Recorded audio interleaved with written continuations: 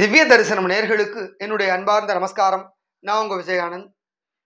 நம்ம நிறைய ஆன்மீக விஷயங்கள் பார்த்துட்டு இருக்கோம். இன்னைக்கு மகாபெரிவா பத்தின ஒரு சுவாரஸ்யமான விஷயத்தை தான் இந்த வீடியோல பார்க்க போறோம். மகாபெரிவா இந்தியா முழுக்க பல்வேறு இடங்களுக்கு அவர் சுற்றுப்பயணம் போயிருக்காரு. அதுவும் மாட்டு வண்டியில ஆரம்பிச்சு நடந்து போறதுங்கிறது அவர் காலத்துல அவ்வளவு நடந்தே போயிருக்கார்.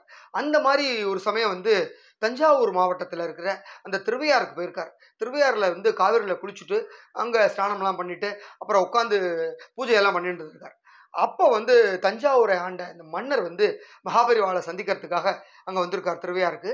அவர் வந்தவுடனே மகாபெரிவாளை சந்திச்சு ஆசீர்வாதம் வாங்கிட்டு, பெரியவா நீங்க என்னோட அரண்மனைக்கு வரணும், உங்க ஆசீர்வாதம் எங்களுக்கு கிடைக்கணும் அப்படின்னு சொன்ன உடனே பெரியவாளும் வரேன் அப்படின்னு சொல்லியிருக்கார். உடனே அடுத்த நாள் பெரியவாளை அழைச்சின்னு போறதுக்கு அந்த பல்லக்கெல்லாம் அனுப்பிச்சிருக்கார். ஸோ இவரும் அங்க போயிருக்கார்.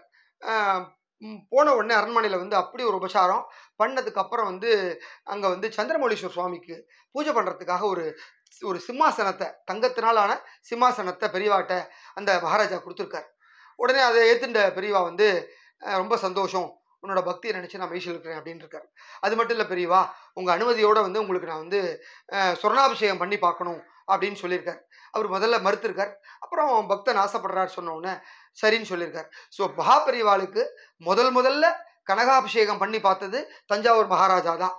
ஸோ அவர் இதே சித்திர மாசம் கடைசி நாள், அதாவது அந்த மே மாதம் 11ஆம் தேதி அன்னைக்கு தான் அந்த வைபவமானது தஞ்சாவூர் அரண்மனையில ரொம்ப வசதியா நடந்திருக்கு. அந்த விஷயத்தை ஞாபகப்படுத்துற மாதிரி அதே மே 13ஆம் தேதி சித்திரை 30ஆம் தேதி அன்று காஞ்சிபுரம் சங்கர மடத்துல மகாபெரிவா பிருந்தாவனத்துல பெரியவாளுக்கு புஷ்பாபிஷேகம் பண்ணி பார்த்திருக்கார் பாலபெரியவா. ஸோ கூடையா புஷ்பத்தை பெரியவாளுக்கு அபிஷேகம் பண்ணி மனம் குளிர தரிசனம் பண்ண வச்சிருக்கார் பாலபெரியவா. அது மட்டும் இல்லாம அந்த இரவு ஆரத்தியை அவர் கையாலே பண்ணி எல்லா பக்தாளுக்கும் பிரசாதத்தை கொடுத்து அப்படி ஒரு தரிசனம் கொடுத்துருக்கார். அதாவது இந்த சோமவார இரவு ஆரத்தியை ரொம்ப சூப்பரா பண்ணி பெரியவாவோட அனுகிரகத்தை எல்லாருக்கும் கிடைக்கிற மாதிரி பண்ணியிருக்கா பாலபெரியவா. ஸோ இந்த வீடியோ வாயிலாக நாமும் பெரியவாவில் தரிசனம் பண்ணி எல்லா பலன்களும் கிடைக்கணும்னு பிரார்த்தனை பண்ணிக்கிட்டு உங்களிடமிருந்து வணக்கம் கூறி விடைபெறுகிறேன். ஜெய ஜெய சங்கர, ஹரஹர சங்கர.